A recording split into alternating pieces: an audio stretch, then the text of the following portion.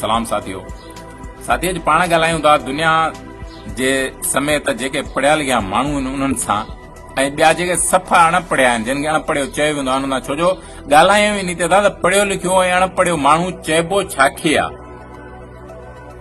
असांजे समाज में पढ़ियो लिखियो माण्हू उन खे चइबो आहे जेको जज हुजे, वकील हुजे, डॉक्टर हुजे, सियासत कंदड़ हुजे, सरमाएदार हुजे, जागीरदार हुजे, इहे सभु पढ़िया लिखिया माण्हू आहिनि। मिसाल तौर इन सरमाएदारी दौर में मज़दूर भी पढ़ियो लिखियो थींदो आहे, पर वधि में वधि हारी ऐं पोरियत जेको माना मज़दूर आहे इन्हनि खां बिना सभु पढ़ियो लिखियो माण्हू आहे।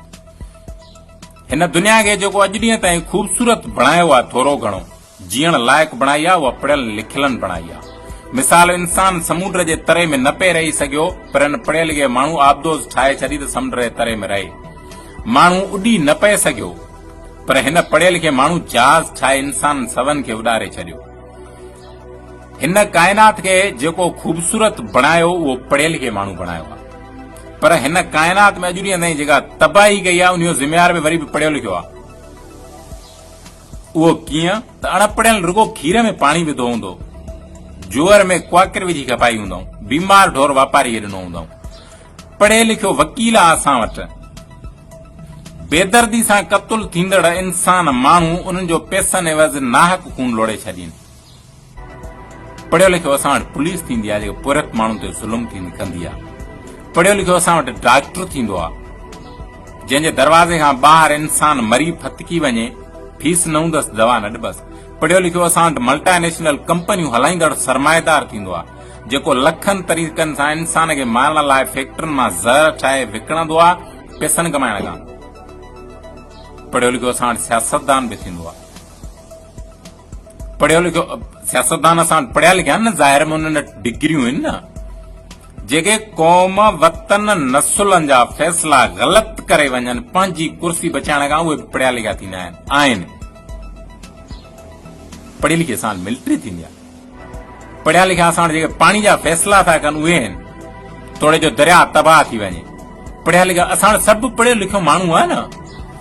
पढ़िया लिखिया त उहे आहे जिन एटम जहिड़ा बम ठाहे छॾिया किरोड़ इंसान मारण लाइ। पढ़िया लिखिया त उन दौर जा ईसाई ऐं पादरी बि आहे जिन लख औरतूं मर्द मज़हब जे नाले ते माराए छॾिया। पढ़िया लिखिया त उन दौर जा जागीरदार बि आहे जिन स्पार्टेक्स जहिड़े ग़ुलामनि खे 30 हज़ारनि खे मारे छॾियो। पढ़िया लिखिया त अमेरिका जा माण्हू बि आहे जिन शिकागो में 2 लख माण्हुनि मज़दूरनि खे ज़िंदा गोलियूं हणी छॾियूं। सभु पढ़िया लिखिया माण्हू आहे न। पढ़िया लिखिया हिरोशिमा नागासाकी में 2 लख माण्हू मारींदड़ जन मारिया उहे पढ़िया लिखिया। जन वर्ल्ड ट्रेड सेंटर ते हमलो कयो उहे पढ़िया लिखिया। हिन दुनिया खे जेको अॼु ॾींहं ताईं तबाह बर्बाद ऐं ज़लील कयो आहे उहो सभु पढ़ियल लिखियलनि जी ज़िम्मेवारी आहे।